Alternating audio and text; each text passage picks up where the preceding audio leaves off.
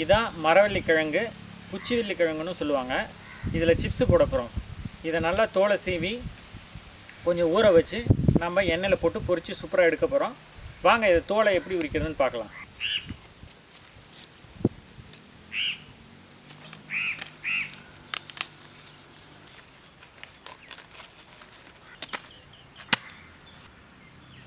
So இந்த இடத்துல பார்த்திங்கன்னா கொஞ்சம் பச்சையும் கருப்பு கலந்த மாதிரி இருக்குது. இதுதான் பால் ஏறிடுச்சு அப்படிம்பாங்க.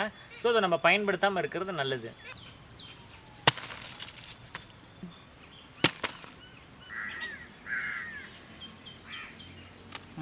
நான் சிப்ஸு சீவிர கட்டையில் பார்த்திங்கன்னா நல்லா மெலிசாக சீவி அதையும் மறுபடியும் பொடி பொடியாக கட் பண்ணிக்கிறேன். இப்போ உங்களுக்கு குட்டி ஃபிங்கர் சிப்ஸ் மாதிரி வந்துடும்.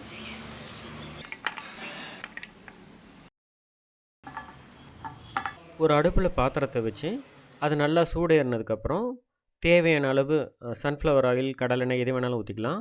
ஊற்றி நல்லா பொன்னிறமாக பொரித்து எடுத்துட்டிங்கன்னா உங்களுக்கு சூப்பரான சிப்ஸ் ரெடி. இந்த மாதிரி சிப்ஸ் வேறு எங்கேயுமே நீங்கள் சாப்பிட்ருக்க மாட்டீங்க.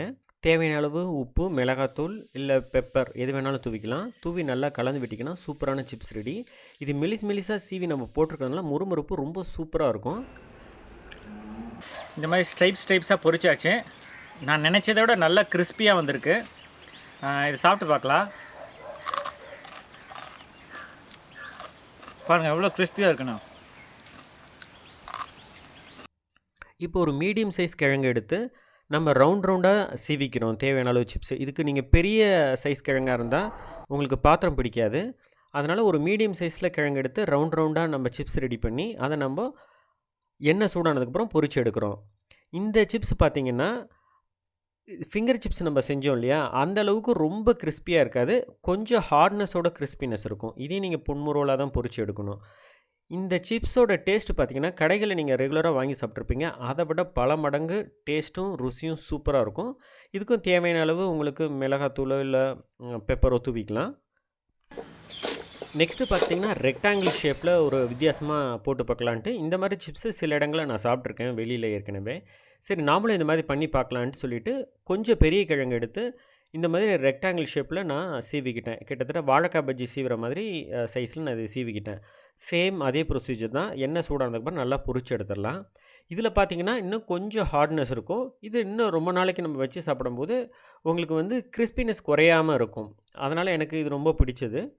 இதில் நான் கொஞ்சம் அதிகமான மிளகாத்தூள் நீங்கள் தூவி சாப்பிட்டிங்கன்னா டேஸ்ட்டு சூப்பராக இருக்கும். நிறைய சாப்பாட்டுக்கும் நீங்கள் இதை சைட் டிஷ்ஷாக பயன்படுத்தலாம். எல்லா வெரைட்டியும் ரெடி ஆகிடுச்சு. ஸோ மரவள்ளி கிழங்குல 3 வகையான சிப்ஸ் போட்டிருக்கோம். நீளமாக ஸ்ட்ரைப்ஸ் வடிவில் கட் பண்ண இந்த மாதிரி ஒரு சிப்ஸு, அதுக்கப்புறம் வட்டமான ஷேப்பு, அதுக்கப்புறம் நீளமாக இந்த மாதிரி ரிப்பன் ஷேப்பு. 3மே சூப்பராக இருக்குது. ஒன்று ஒன்றா சாப்பிட்டு பார்க்கலாம். இது எக்ஸலண்ட்டாக இருக்குது, நல்லா கிறிஸ்பியாக இருக்குது. அதே மாதிரி இங்கே பார்த்தீங்கன்னா ஓரத்தில் நல்லா முருகலாகி நடுவில் நல்லா இது மாதிரி ஷேப்பில் இருக்குது. எப்படி இருக்குன்னு பார்க்கலாம். இதுவும் எக்ஸலண்ட்டாக இருக்கும். வெளியிலலாம் நான் சாப்பிட்ருக்கேன், பட் இந்தளவுக்கு டேஸ்ட் இருந்ததில்லை.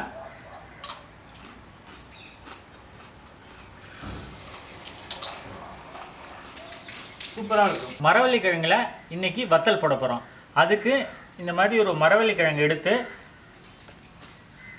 குக்கரில் விசில் போடாமல் ஒரு 5 நிமிஷம் வைக்க போகிறோம்.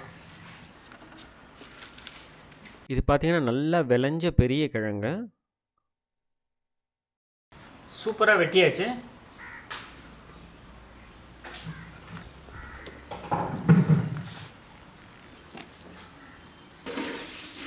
விசில் இல்லாமல் ஒரு 5 நிமிஷம் இது வேக வைக்கலாம்.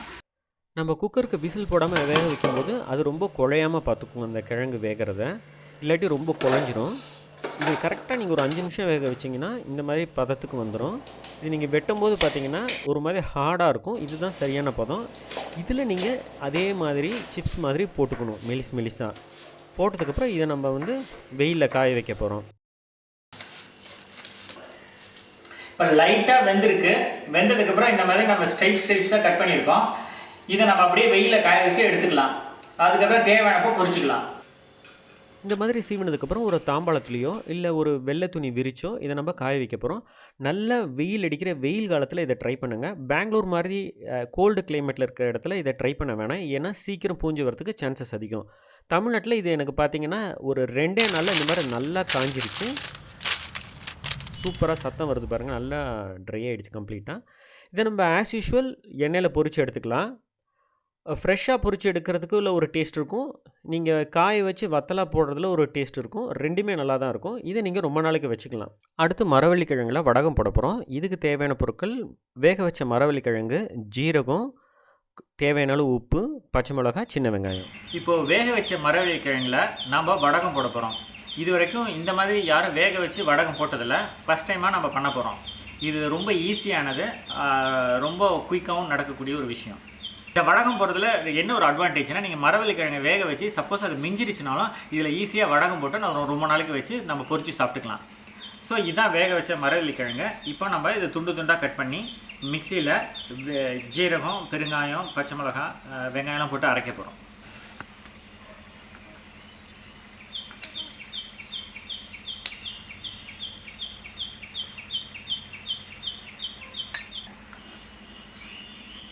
கிழங்கு சூப்பராக வெந்திருக்கு, சாஃப்டாக இருக்குது.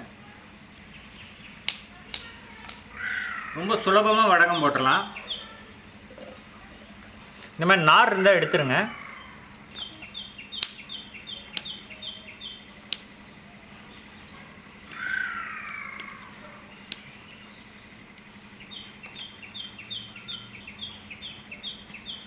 சில கிழங்கு ரொம்ப நல்லா வெந்திருக்கும். ஸோ அதை நீங்கள் சும்மா இப்படியே போட்டுக்கலாம், கட் பண்ணுங்கிற அவசியம் இல்லை. ஸோ இப்போ நம்ம பாதி மிக்ஸி ஜார் வரைக்கும் எடுத்துருக்கோம். ஜீரகம், சின்ன வெங்காயம் தான் டேஸ்ட்டை கொடுக்கும். சின்ன வெங்காயம் இல்லைன்னா பெரிய வெங்காயம் போட்டுக்கோங்க. ஸோ நம்ம உப்பு, பெருங்காயம் எடுத்துருக்கோம். நமக்கு எவ்வளோ தேவையோ அவ்வளோ போட்டுக்கலாம்.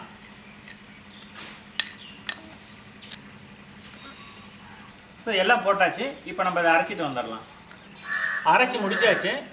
இன்னும் மீதி அரைக்க வேண்டியது இருக்குது. இப்போதைக்கு இதை நம்ம பவுலில் எடுத்து வச்சுக்கலாம். அரைச்சாச்சு. இப்போ நம்ம இந்த பவுலில் எடுத்து வச்சுக்கலாம். மீதியை அரைச்சி இதில் சேர்த்து நல்லா பிசைஞ்சிக்கலாம். ஸோ நம்ம எல்லாத்தையும் அரைச்சாச்சு. நல்லா மிக்ஸ் பண்ணிக்கலாம். பாருங்கள், நல்லா சூப்பராக வந்திருக்கு. இது ஒரு சரியான பதம். இதை நாம் வந்து வெயிலில் காய வச்சிடலாம். வாவ்! நல்ல வெயிலில் ஒரு வெள்ளை துணியை விரித்து அரைச்சி வச்ச அந்த வடகத்தை நம்ம கையில் கொஞ்சமாக எடுத்து ஒரு 3 விரலை இந்த மாதிரி கொண்டு வந்து கரெக்டாக அந்த கட்டை விரல், அந்த ஆள்காட்டி விரலில் ஒரு சின்ன உருண்டை வர மாதிரி நம்ம சின்ன சின்ன இதாக நம்ம வச்சுக்கிட்டு வரப்போகிறோம். இது கரெக்டான பதம். இதுதான், இப்படி தான் ட்ரெடிஷ்னலாக பண்ணுவாங்க வடகம் காய வைக்கிறது.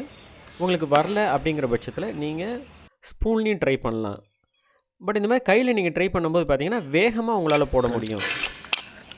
அடுத்த வடகத்தோட டைப்பு பார்த்தீங்கன்னா முறுக்கு குழாயில் பிழிஞ்சி விட போகிறோம். தேவையான அளவு வடகத்தை முறுக்கு குழாயில் எடுத்துகிட்டு ஒரு மீடியம் ப்ரெஷரில் நம்ம போடுறோம். நீங்கள் வேகமாக அழுத்திங்கன்னா வேகமாக அது வந்துடும். அதே சமயத்தில் நீங்கள் மெதுவாகவும் அமுக்கக்கூடாது. ஒரு மாதிரி மீடியம் ப்ரெஷரில் நீங்கள் அழுத்திங்கன்னா இந்த மாதிரி வரும். இந்த மாதிரி நீள நீளமாக நீங்கள் விடும்போது இது வந்து நம்ம அந்த உருண்டை வடகத்தை விட கொஞ்சம் சீக்கிரமாகவே காயக்கூடியது. பட் இது ஒரு மெத்தட், இதுவும் நல்லா தான் இருக்கும். பாருங்கள், நல்லா காஞ்சிருச்சு. நீங்கள் எடுத்தாலே அந்த வெள்ளை துணியிலேருந்து அது வந்துடும். இந்த மாதிரி மரவள்ளி கிழங்குல போட்ட வடகம் எனக்கு தெரிஞ்சு எங்கேயுமே மார்க்கெட்டில் கிடைக்கிறதில்ல. இது ஒரு தடவை நீங்கள் ட்ரை பண்ணி பார்த்தீங்கன்னா ரொம்ப சூப்பராக இருக்கும். நீங்கள் அரிசி வடகம் வீட்டில் ட்ரை பண்ணியிருப்பீங்க, பட் இந்த மாதிரி மரவள்ளி கிழங்குல பண்ணியிருக்க மாட்டீங்க. என்னோடய ஃபேவரட் பார்த்திங்கன்னா இந்த மாதிரி வட்ட வட்டமாக வந்திருக்கிற இந்த வடகம் தான். இதை நீங்கள் பொரித்து சாப்பிடும்போது செம டேஸ்ட்டாக இருந்துச்சு. ஸோ நான் ரெண்டையுமே பொரித்து காட்டுறேன். முதல்ல எண்ணெயில் உருண்டை உருண்டையாக இருக்கிற இந்த வடகத்தை பொரித்து சாப்பிடுவோம். இத்தனை வெரைட்டியாக உங்களோட ஃபேவரட் எதுன்னு எனக்கு கமெண்ட் பண்ணுங்கள்.